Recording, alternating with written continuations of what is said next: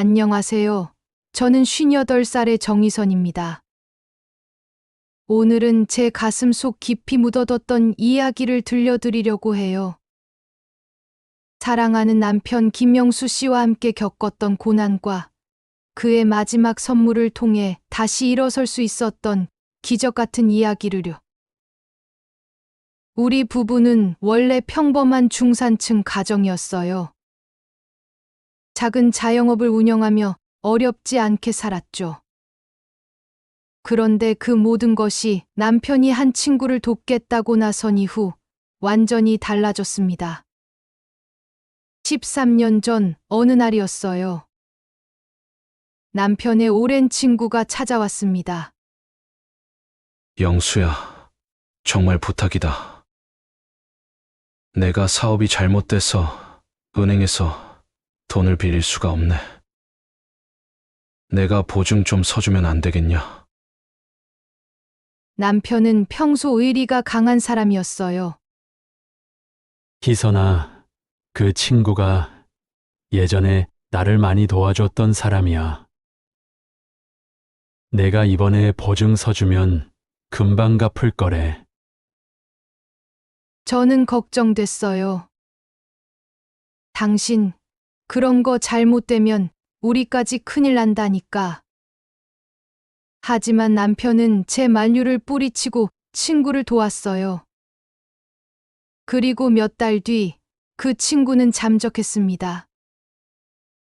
우리가 전 재산을 날리게 된 것도 그때였죠. 남편은 죄책감에 시달렸어요. 희선아, 미안해. 내가 잘못했어. 다시 열심히 일해서 우리 재산 꼭 되찾자. 그렇게 우리는 20평 임대 아파트로 이사했고 남편은 새벽부터 밤늦게까지 일했어요. 특히 겨울에는 눈이 오는 날에도 쉬지 않고 일을 나갔습니다.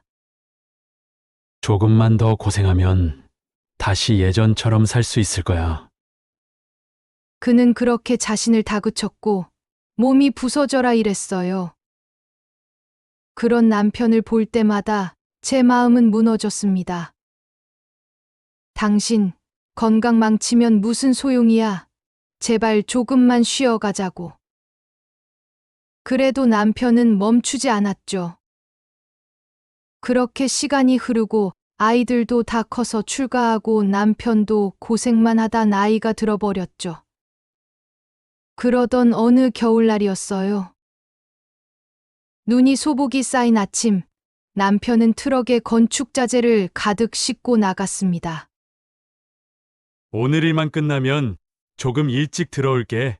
저녁 같이 먹자. 그날따라 왠지 그를 붙잡고 싶었지만 그냥 보내고 말았죠. 몇 시간 뒤 전화가 울렸습니다. 김영수 씨 가족 되십니까? 경찰서에서 걸려온 전화였습니다. 저는 손이 떨리고 숨이 막혔어요. 현장에 도착했을 때 눈앞에 펼쳐진 광경은 끔찍했습니다. 트럭이 내리막길에서 미끄러지며 급정거를 했고 싣고 있던 건축자재가 차체를 뚫고 남편을 관통했어요. 남편은 현장에서 숨을 거두었고 저는 그 자리에 주저앉아 오열했습니다. 당신, 왜 이렇게 무리했어? 조금만 쉬라고 했잖아. 남편의 장례를 치르며도 저는 믿기지 않았어요. 그의 작업복에서 묻어나던 땀 냄새, 차가운 겨울바람에도 마다하지 않던 그의 손길, 이 모든 것이 이제는 추억으로만 남았다는 사실이요. 남편이 떠난 후 저는 하루하루가 막막했어요. 그런데 그런 제게 위로가 되어준 건 아들이었어요. 엄마, 이제 저희랑 같이 살아요. 새로 분양받은 집이 크고 방도 많으니까요. 아들의 말에 저는 그래도 혼자가 아니라는 위안을 얻었습니다. 그렇게 아들과 며느리, 그리고 손주들과 함께 살기로 했어요. 처음엔 정말 행복했죠. 며느리 은지는 살갑게 대하며 저를 잘 챙겼고 손주들도 할머니 하며 달려왔어요. 하지만 행복은 오래 가지 않았습니다. 한 달쯤 지났을 때 민재가 저에게 부탁을 했어요. 엄마, 사실 이번에 집 대출금이 너무 많아요. 보험금에서 조금만 빌려주시면 이자는 많이 못 드려도 매달 조금씩 갚을게요. 사업이 잘 되고 있으니까 2년 안에 갚겠습니다. 남편이 떠나고 나서 제가 가진 전 재산이라고는 보험금 2억이 전부였어요. 그 돈은 남편이 자신의 삶을 바쳐 우리 가족에게 남긴 마지막 희망이었죠. 하지만 민재의 간절한 얼굴을 보니 거절할 수가 없었습니다. 엄마, 저희도 아이들 키우느라 너무 힘들어요. 저희만 믿어주세요. 저는 한참을 고민했지만 결국 그 돈을 빌려주기로 했습니다. 그 순간 제 머릿속에는 그래, 가족인데 어련히 잘 갚겠지. 라는 생각만 가득했어요. 처음에는 민재가 약속을 잘 지켰어요. 매달 약속한 돈을 보내주고 가끔 용돈도 챙겨주며 엄마, 정말 고마워요. 덕분에 한숨 돌렸어요. 라고 말하곤 했죠. 하지만 그 평화는 오래 가지 않았습니다. 6개월쯤 지나 민재가 전화로 말했습니다. 엄마, 이번 달에는 사업 자금이 부족해서 돈을 못 드릴게요. 다음 달에 더 챙겨 드릴게요. 걱정 마세요. 그 말에 저는 잠시 불안했지만 아들이니 믿기로 했습니다. 하지만 그때부터 모든 것이 서서히 달라지기 시작했습니다. 며느리 은지의 태도도 달라졌습니다. 처음엔 식사도 잘 챙겨주고 저를 살갑게 대하던 은지가 점차 무리한 부탁을 하기 시작했죠. 어머니, 청소 좀 도와주세요. 어머니, 아이들이랑 놀아주세요. 저 오늘 너무 피곤해서요. 저는 그래, 내가 좀 도와줘야지. 라는 생각으로 작은 일부터 도왔습니다. 그런데 부탁은 점점 늘어나더군요. 아이들 케어는 물론이고 빨래, 설거지, 심지어는 장까지 제가 보러 다니게 됐습니다. 어느 날은 제가 밤새도록 아이들 옷을 손빨래했어요. 다음 날 아침에 아이들에게 옷을 내밀며 깨끗해졌으니까 입어라. 라고 했더니 손주가 말했죠. 할머니가 빨아서 냄새 나요. 엄마가 빨아준 옷 입을래요? 그 말을 듣고 저는 멍해졌습니다. 은지는 그 상황을 보고도 아무 말 없이 핸드폰만 만지작거렸죠. 점점 더 제 자리는 사라져갔습니다.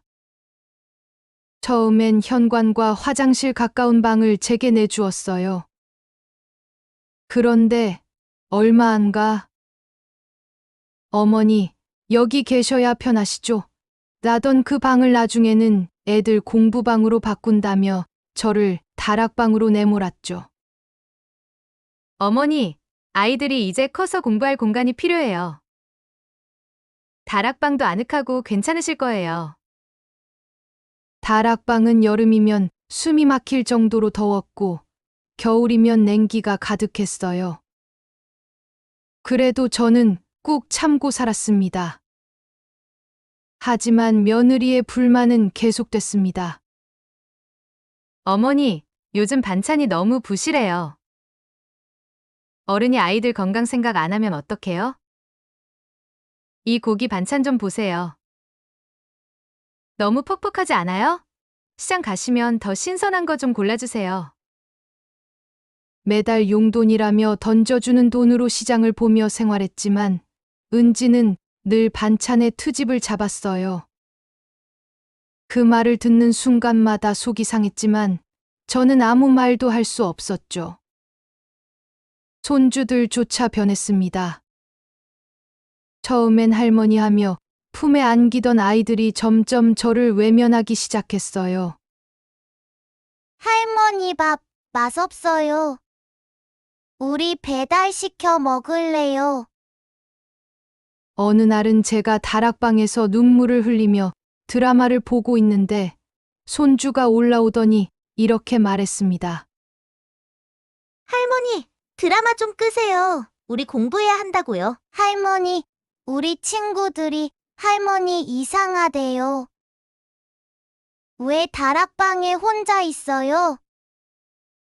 그 말에 마음이 아팠지만 그냥 웃어 넘겼습니다. 그래, 내가 다 참으면 되겠지. 가족인데. 라고요. 하지만 가족으로서의 온기는 이미 사라져가고 있었어요. 그날 밤, 저는 다락방에서 추위를 피해 이불 속에 몸을 웅크리고 있었습니다. 창밖에서는 찬 바람이 불었고 손끝이 시릴 정도로 방은 차가웠죠. 무릎 위에 올려놓은 낡은 DVD 플레이어에서 잔잔한 음악이 흘렀지만 마음은 편치 않았습니다. 그때 아래층에서 민재와 며느리 은지의 목소리가 들려왔습니다. 두 사람의 말은 처음엔 그저 일상적인 대화 같았어요. 민재야, 이번에 코인 투자한 거 어떻게 됐어? 수익 좀 났어. 은지의 목소리는 나른한 듯하면서도 의문이 담겨 있었습니다. 그게 민재는 한참 동안 말이 없었어요. 그 정적이 이상하리만치 무겁게 느껴졌죠. 대답 좀 해봐. 왜 말을 못해? 혹시... 은지의 목소리에 점점 짜증이 섞이기 시작했어요. 민재는 마지못해 입을 열었습니다. 거의 다 날렸어. 2억 중에 98%를 잃었어. 그 순간 제 머릿속이 하얗게 변했습니다. 믿을 수가 없었어요. 내 돈이, 남편이 남긴 마지막 희망이 어디에 쓰였다고? 심장이 터질 것 같았지만 너무 놀라서 소리조차 낼 수 없었습니다. 은지의 목소리가 다시 들렸습니다. 이번엔 분노와 절망이 섞인 말투였어요. 뭐, 다 날렸다고? 민재야, 너 진짜 무슨 생각으로 그런 거야? 어머니 돈을 그냥 대출 상환에만 썼으면 아무 문제 없었잖아. 왜 코인 같은 걸 했냐고. 나도 잘 될 줄 알았어. 처음엔 다들 수익 난다고 해서 한 건데 이렇게 될 줄은 몰랐다고. 민재는 변명하듯 말했지만 그의 목소리에는 후회와 두려움이 가득했습니다. 다락방에 앉아 이 대화를 듣고 있던 저는 손이 떨리고 숨이 가빠졌습니다. 머릿속에는 온갖 생각이 스쳐 지나갔어요. 그 돈은 남편이 우리 가족을 위해 목숨 바쳐 일하며 남긴 유일한 유산인데 민재가 어떻게 그걸 이렇게 쉽게 날릴 수 있지? 그 순간 은지의 말이 이어졌습니다. 민재야, 솔직히 말하면 어머니 계시니까 우리 생활이 점점 꼬이는 것 같아.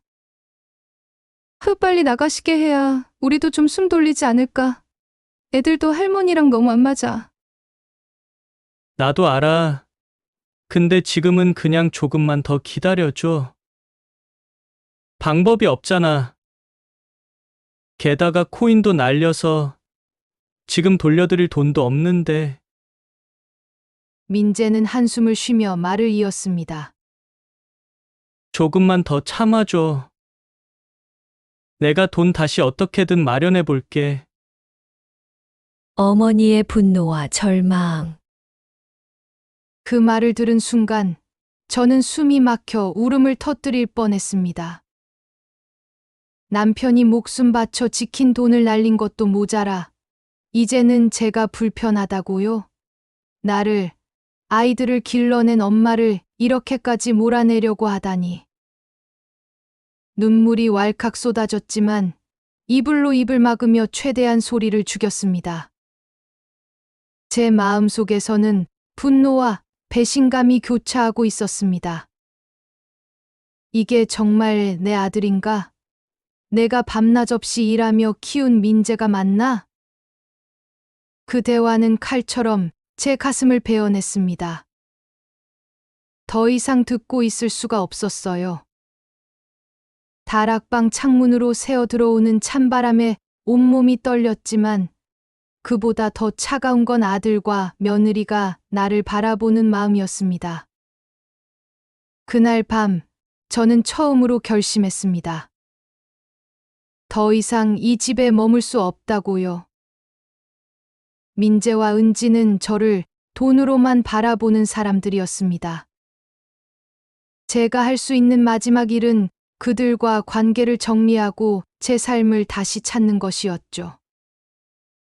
그날 밤 다락방에서 민재와 은지의 대화를 듣고 난 후 저는 멍하니 천장을 바라보고 있었습니다. 대출 상환이 힘들다며 돈을 빌려갔으면서 그걸 코인에 투자했다고? 그 돈을 몽땅 날려놓고 이제 와서 나를 불편하다고 몰아내려고 하다니. 심장이 쪼그라드는 것 같았습니다. 눈물이 나는데도 속에서 치밀어 오르는 분노와 배신감 때문에 숨조차 제대로 쉴 수 없었어요. 남편의 죽음으로 간신히 받은 보험금역은 내 노후의 유일한 희망이었습니다. 그런데 아들은 그 희망을 가볍게 날려버렸고 이제는 나를 가족으로도 여기지 않는 말들을 쏟아냈습니다. 연을 끊어야겠다. 그 결심은 가슴을 후벼 파는 아픔을 동반했지만 이제는 더 이상 방법이 없다는 걸 깨달았습니다. 그들은 내 자식이기 전에 내 삶을 갉아먹는 존재가 되어 있었습니다. 다음 날 아침, 저는 민재를 불렀습니다. 그의 표정은 평소와 다를 바 없었어요. 어젯밤 대화의 내용이 이미 마음속에서 꼬리를 감췄는지 아무렇지 않은 얼굴로 저를 보았습니다. 엄마, 무슨 일이세요? 저는 차분한 척, 그러나 떨리는 목소리로 말문을 열었습니다. 민재야, 어젯밤 내 말 다 들었어. 너랑 은지가 한 말 전부. 그 순간 민재의 표정이 굳었습니다. 그의 눈이 휘둥그레졌지만 곧 평정을 찾으려는 듯 애써 태연하게 물었습니다. 무슨 말씀하시는 거예요? 어젯밤에 우리가 뭘? 너 내 돈으로 코인 투자했다며. 그 돈 다 날렸다고 하더라. 나를 불편하다고? 애들도 나 싫어한다고? 너 나를 이렇게 대하는 이유가 도대체 뭐니? 제가 목소리를 높이자 민재는 당황하며 말을 돌리려 했습니다. 엄마, 그게 그런 뜻이 아니고 그냥 잠깐 그런 얘기한 거예요. 엄마가 너무 심각하게 받아들이지 말라고? 제가 그의 말을 끊으며 소리를 질렀습니다. 내가 가져간 돈이 남편이 목숨 바쳐 우리 가족에게 남긴 마지막 돈이었어. 그 돈을 내가 대출 상환을 위해 쓴다고 해서 빌려줬는데 코인에 투자해서 다 날려? 이게 내가 엄마한테 할 짓이냐? 민재는 점점 말을 잇지 못하고 고개를 숙였습니다. 옆에서 듣고 있던 은지가 갑자기 끼어들었습니다. 어머니, 그 돈 돌려드리려고 노력했어요. 그런데 사업도 어렵고 코인도 폭락해서 어쩔 수 없었던 거예요. 가족끼리 이렇게 몰아붙이는 건 너무하신 거 아니에요? 저는 그녀를 노려보며 말했습니다. 내가 가족이었으면 이런 말을 내 앞에서 꺼내지도 않았을 거야. 나를 불편하다, 나가라고 했지? 이제 내가 나가줄게. 대신 나간 후에 내가 한 말의 책임은 져야겠지. 민재야, 법무사 찾아가자. 너한테 빌려준 2억, 그리고 내가 나갈 방 보증금. 다 공증으로 받아야겠어. 민재는 그제야 얼굴이 붉어지며 말했습니다. 엄마 가족끼리 공증은 너무하시잖아요. 그냥 믿어주시면 안 돼요? 내가 나를 가족으로 여기지 않는데 내가 왜 널 믿어야 하니? 저는 그녀를 노려보며 말했습니다.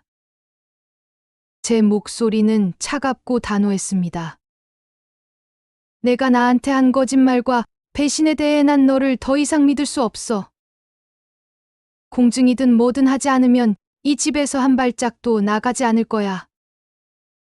결국 민재는 마지못해 공증을 받아주겠다고 했습니다. 그날 저는 그들의 냉담한 태도를 가슴에 묻고 집을 떠났습니다. 조그만 방 하나를 얻어 새 삶을 시작했지만 매달 들어오기로 한 돈은 몇 달 만에 끊겼습니다. 처음엔 사업이 잠깐 어려워서 다음 달에 드릴게요. 라는 말로 넘어가더니 이내 전화는 받지 않았고 메시지 역시 씹히기 일쑤였습니다. 참다 못해 민재의 집을 찾아갔지만 그의 집은 이미 경매로 넘어갔고 문 앞에는 빨간 딱지가 붙어 있었습니다. 이웃에게 수소문한 결과 민재는 제 2억뿐 아니라 추가로 대출까지 받아 코인에 영끌 투자를 했다는 것을 알게 되었습니다. 결국 모든 돈을 날리고 아파트마저 잃어버린 거였죠. 저는 그 자리에서 무릎을 꿇고 울었습니다. 민재야, 왜 이렇게 됐니? 내가 널 어떻게 키웠는데. 충격도 잠시, 이제 저는 어쩔 수 없이 은퇴할 나이에 생활비를 벌기 위해 일을 나가야만 했습니다. 과거에 행복했던 추억들은 더 깊은 절망감으로 저를 짓눌렀습니다. 나는 이제 어떻게 살아야 하지? 이 나이에 이 몸으로 무엇을 할 수 있을까? 그러나 그 절망 속에서도 저는 스스로를 다잡았습니다. 그래도 살아야 한다. 어떻게든 이 상황에서 벗어나야 한다. 아파트가 경매로 넘어가고 민재와 은지에게 연락이 끊긴 후 저는 말 그대로 모든 걸 잃은 상태였습니다. 내 손에 남은 것은 낡은 가구 몇 점과 쓸쓸한 기억뿐이었죠. 이제 어떻게 해야 하지? 이 나이에 아무 기술도 없는 내가 무슨 일을 할 수 있을까? 방구석에 주저앉아 손을 떨며 그 생각만 반복했습니다. 배고픔을 달래려 부엌에서 라면을 끓이려다 문득 머릿속에 떠오른 장면이 있었습니다. 가족들이 환하게 웃으며 먹던 꽈배기. 남편과 아이들이 집에 있던 어느 겨울날, 저는 남편의 부탁으로 꽈배기를 만들어 주었어요. 쫄깃하고 달달한 꽈배기를 먹으며 민재와 남편은 서로 농담을 주고받았고, 엄마, 이거 어디서 배운 거예요? 너무 맛있어요 라며 감탄했었죠. 그 기억을 떠올리니 가슴이 미어지면서도 마음 한편에 작은 불씨가 피어올랐습니다. 그래, 꽈배기를 만들어 팔아보는 건 어떨까? 내가 잘하는 건 이것뿐이잖아. 다음 날 새벽, 저는 시장에서 밀가루, 설탕, 기름을 사들고 왔습니다. 집에서 반죽을 하고 오래된 프라이팬에 기름을 부어 달궜죠. 처음엔 손이 떨리고 머리엔 온갖 부정적인 생각이 가득했어요. 사람들이 사줄까? 내가 이걸로 살아갈 수 있을까? 하지만 반죽을 한 번, 두 번 치대며 기름에 꽈배기를 넣어 튀기기 시작하니 마음이 조금씩 가벼워졌습니다. 바삭하게 튀겨진 꽈배기를 보니 괜히 웃음이 나왔어요. 마치 예전 행복했던 순간들이 이 꽈배기와 함께 돌아온 것 같았거든요. 길가에 작은 테이블을 하나 놓고 그 위에 꽈배기를 쌓아 올렸습니다. 가격은 저렴하게 개당 500원으로 붙였어요. 처음엔 사람들이 그냥 지나쳤지만 한 아저씨가 걸음을 멈추며 물었습니다. 이거 꽈배기예요. 한번 먹어볼게요. 아저씨가 한 입 베어 물고 말했습니다.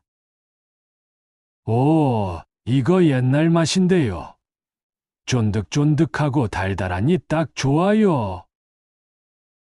몇 개 더 줘요. 그 말을 듣는 순간 제 얼굴에 잔잔한 미소가 번졌습니다. 그날 아침부터 저녁까지 저는 길거리에 앉아 꽈배기를 팔았고 그동안 지나가는 사람들과 많은 대화를 나눴어요.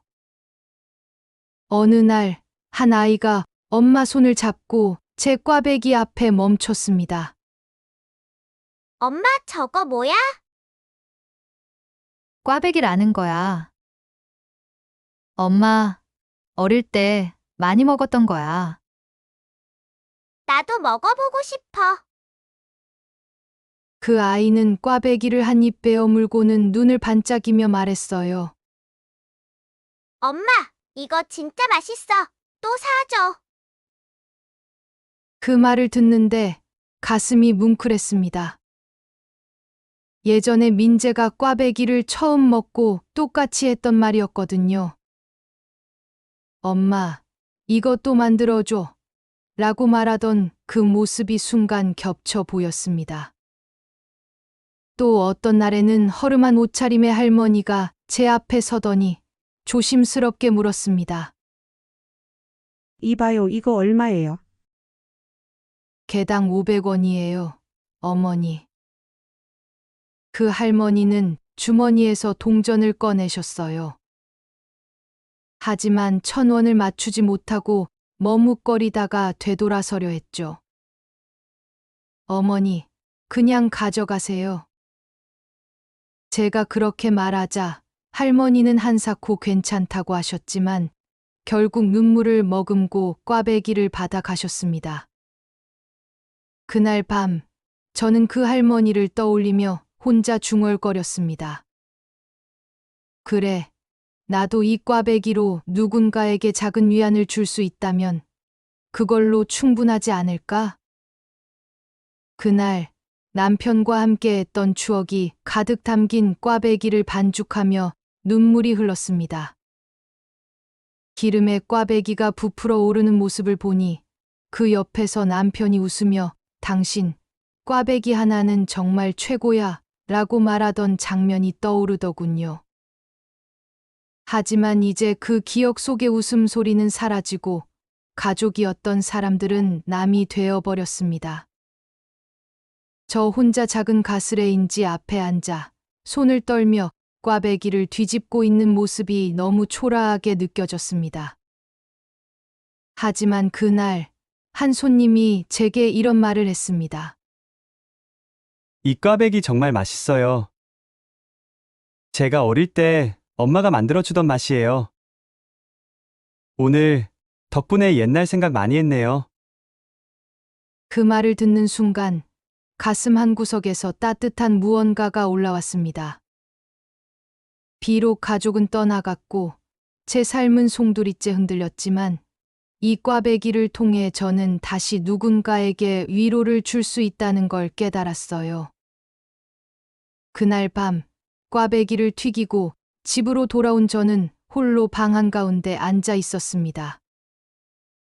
작은 전등 하나가 방을 비추고 있었고 바람은 차갑게 창문을 두드렸습니다. 낡은 방 안에는 적막함만이 가득했죠.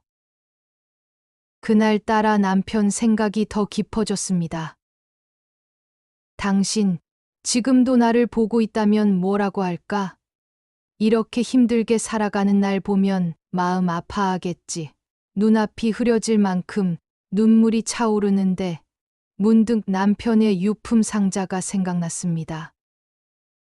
상자 안에는 그의 작업복, 낡은 손수건, 그리고 오래된 다이어리가 들어 있었습니다. 하나씩 꺼내어 손끝으로 만져보며 남편과 함께 했던 순간들을 떠올렸습니다. 그는 늘 묵묵히 가족을 위해 일했지만 얼굴에선 미소가 사라지지 않던 사람이었어요. 그의 손수건을 쥔 순간 그 손길이 너무 그리워서 가슴이 찢어질 것 같았습니다. 그러다 상자 한쪽에 접혀 있던 편지 한 장을 발견했습니다. 이건 뭐지? 낯선 필체로 적힌 편지를 펼쳐 읽기 시작했어요. 기선아, 이걸 읽고 있을 땐 내가 옆에 없을지도 모르겠구나. 미안하다. 내가 보증을 서줬던 친구가 답지 못했던 돈 대신 코인 20개를 받았어. 그땐 별거 아닌 것 같았지만 혹시 모르니 이걸 보관해줬으면 한다. 아래에 아이디와 비밀번호를 적어둘게. 그게 너에게 도움이 될 수 있길 바란다. 편지를 읽으며 저는 혼란스러웠습니다. 코인 20개라니 그게 대체 뭘 의미하는 거지? 당시엔 그게 별다른 가치가 없었겠지만 요즘 뉴스에서 들었던 코인 이야기가 떠올랐습니다.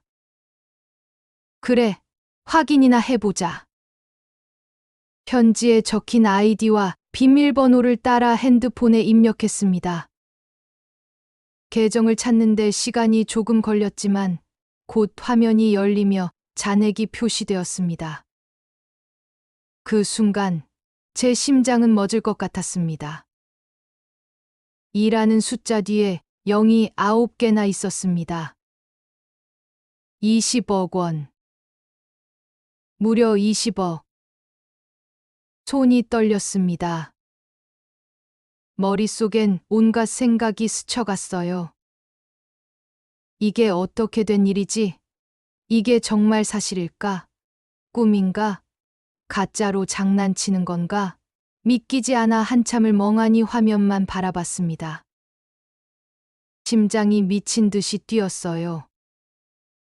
화면에서 눈을 떼지 못한 채 코인 시세를 검색해 보니 남편이 코인을 받았던 10여 년 전엔 한 개당 10만 원에 불과했지만 지금은 1000배가 폭등해 20억이라는 가치를 가지고 있었습니다.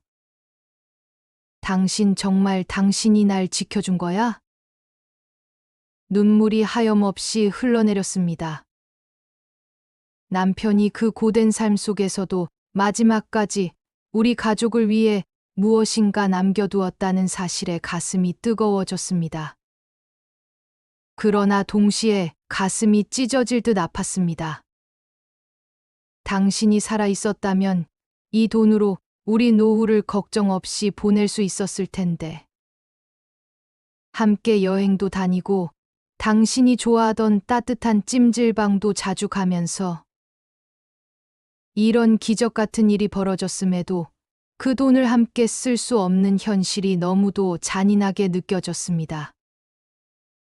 남편의 다이어리를 꺼내어 그의 글씨를 한자 한자 따라가며 손끝으로 문질렀습니다.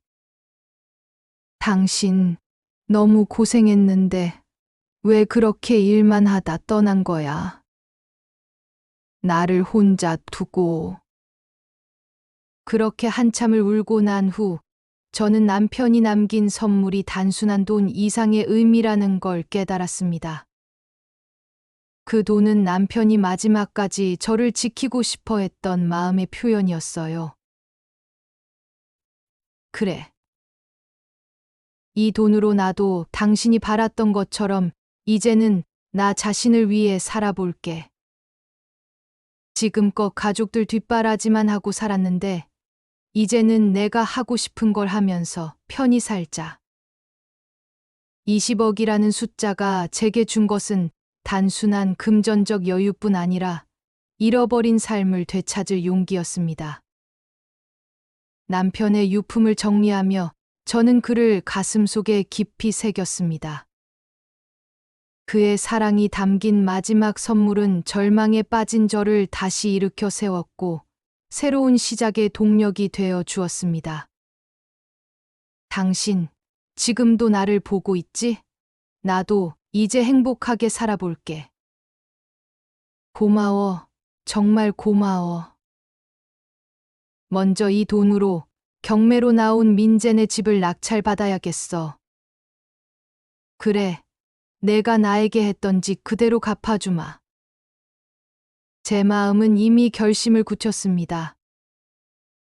은행에서 경매 절차를 확인하고 남편이 남긴 돈으로 입찰을 신청했습니다. 이제 이 집은 내 손에 들어올 거야. 내가 날 내쫓았던 것처럼 나도 너를 내쫓겠다. 며칠 후 경매가 끝나고 저는 낙찰자 통보를 받았습니다.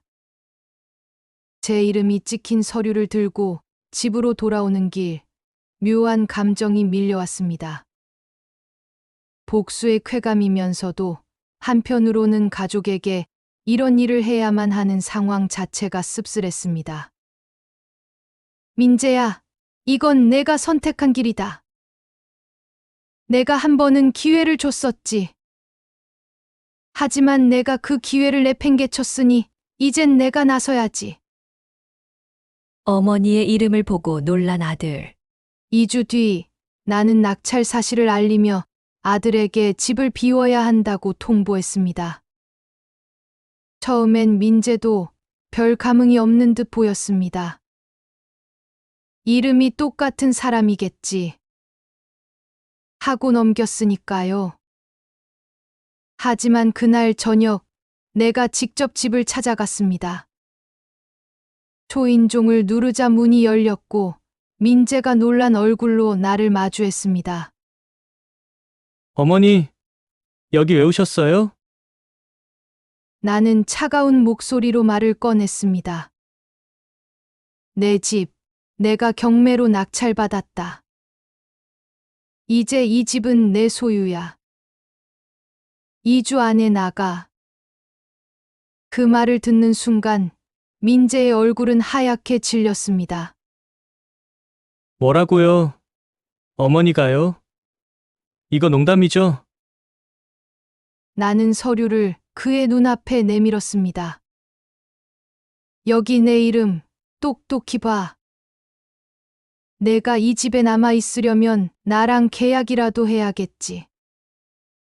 하지만 그럴 일은 없을 거야. 2주 안에 비워라. 그렇지 않으면 강제 집행 들어간다. 아들의 적반하장 태도.